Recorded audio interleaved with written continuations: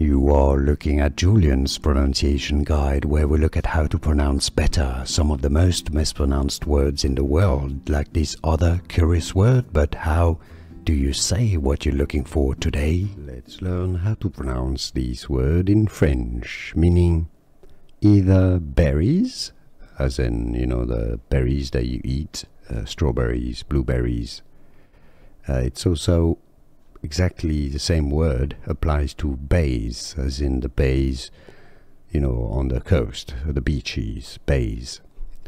B is how it's pronounced, yes. So essentially you ignore the es at the end, that's the plural, but it's all silent. So be is how you say it in French. Here are more videos on how to pronounce more confusing words and names too many mispronounced. Like this video if you found it useful. I appreciate your support. I'll see you soon and thanks for watching.